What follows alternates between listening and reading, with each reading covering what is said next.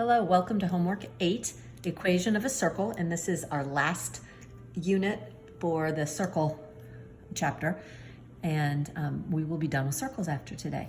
First thing that's important for you to write down is the equation of a circle. It's the quantity x minus h squared plus the quantity y minus k squared is equal to r squared. This is important because it tells you that the center of the circle is at the point h, k. You'll notice that in the formula, it is subtracting each of those coordinates, so you have to be careful with that. And then r is the radius. So if you wanted to write an equation of a circle that has a center at 5, 3 and a radius of 2, you'd simply just plug them into that formula. So we would have x minus h is the x coordinate, so 5, quantity squared, plus y minus the y coordinate, which is the k, or 3, quantity squared, is equal to the radius squared. 2 squared is 4. So there's the equation of that circle. So if I wanted the equation for this, I'd start the same way. X minus my x coordinate, well, it's a -1, and we always know that subtracting a negative is like adding a positive, plus y minus 7, quantity squared. Well, it gives us the diameter. You guys know that if you know the diameter, you can easily find the radius, and that is what we're going to square. So 4 squared is 16. So the equation of a circle that has a center at -1, 7, the diameter of 8, would be this. The quantity x plus 1 squared plus the quantity y minus 7 squared equals 16. And here, same thing. So we'll do x minus 15, quantity squared, plus, once again, we have a negative, so it's y plus 6, quantity squared. And we know that if I square this, that's the same as saying square root of 158 times the square root of 158. Well, anytime I take the square root of a number times itself, I'm left with just the radicand. So there's no need to do anything difficult on that one. Example 4 is going to be a little different. You're given the picture. So you can easily identify the parts. You can easily identify, well, the center is at -1, 2. And the radius is the distance from the center to a point on the circle. So it's easier to follow those lines. So the radius is going to be 3. So then pause and figure out the equation here. All right, we have x plus 1, quantity squared, plus y minus 2, quantity squared, equals 9.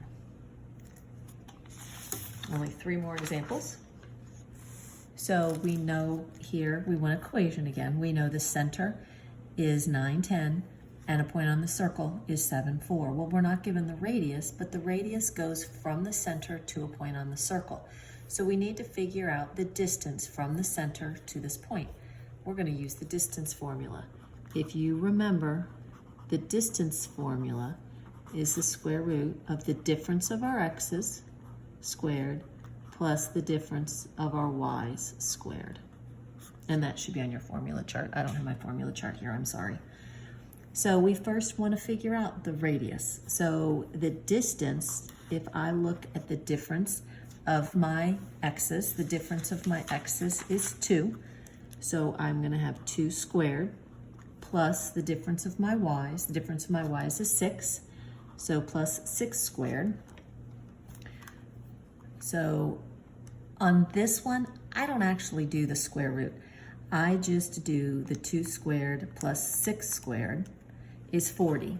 So I know the distance between the center and a point on the circle is the square root of 40. So therefore the radius is the square root of 40. And the reason I'm not doing anything with that is simple. Just like that last example, if I want to put this into a formula, I'm going to have x minus 9, quantity squared, plus y minus 10, quantity squared, is equal to r squared. Well, square root of 40 times the square root of 40 is just 40. So that's why you don't need to go about square rooting that, because you're just going to square it again. Example 6, we once again need to find the radius. We know circumference is equal to 2 pi r. And if you need to look at your formula chart, you absolutely may. If our circumference is 6 pi, I'm going to plug that in. Divide both sides by pi.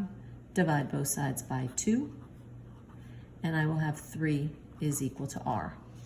Therefore, we can then say x minus this, minus a negative is adding a positive, plus y minus 4, quantity squared, 3 squared is 9. You also sometimes have to go the reverse way. If you are given the equation and you need to find the center and the radius.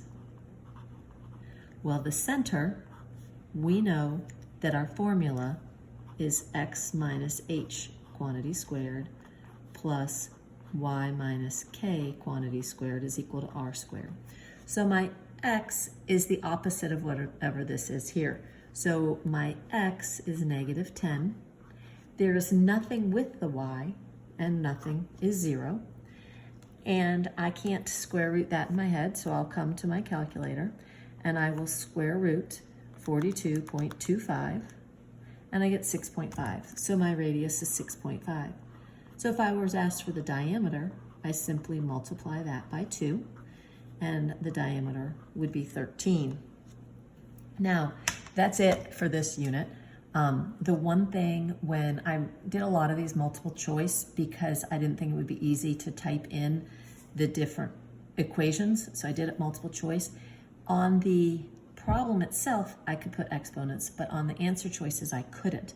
So if this is the correct answer on the multiple choice, the way it's gonna look, since I couldn't do exponents, it's gonna just do this, like raised to the second, plus this raised to the second equals 9. So if you see this, it means squared. I wrote it in the directions on the quiz.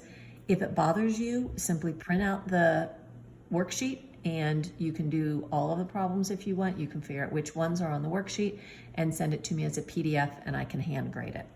So that's it. This is the last new unit on circles. Hopefully you went well. Bye-bye.